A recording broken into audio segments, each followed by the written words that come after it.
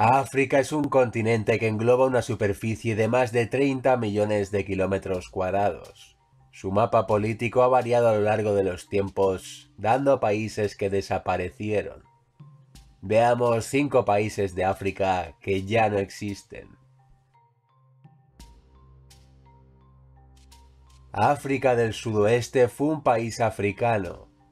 Este estado, que existió a lo largo del siglo XX, era una colonia alemana posteriormente bajo control británico, que se situaba en la actual Namibia, nación la cual se independizaría como país en este territorio el año 1990. Abinisia fue un país del este de África. Durante los años 30 del siglo XX se creó esta nueva nación con la ocupación italiana del lugar. Con la derrota de Italia en la Segunda Guerra Mundial, el país de Abinisia dejaría de existir, dando pie a las naciones de Etiopía y Eritrea, quedando así hasta la actualidad.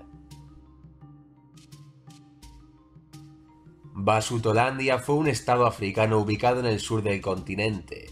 Establecido por los británicos a finales del siglo XIX, el lugar prosperó hasta que desapareció como nación el año 1966, con el nuevo nombre de Lesoto. Rodesia fue un país de África. El británico Cecil Rhodes creó esta nación a finales del siglo XIX, la cual estuvo controlada por británicos durante un siglo, donde alcanzó un gran progreso, convirtiéndose en uno de los países más ricos del mundo. Zaire fue una nación del centro de África. Este lugar, que existió desde 1971 a 1997, tuvo este nombre bajo Mobutu Sese Seko. Este extenso país, que tenía más de 2 millones de kilómetros cuadrados, desapareció a finales del siglo XX para dar nombre al Estado de la República Democrática del Congo.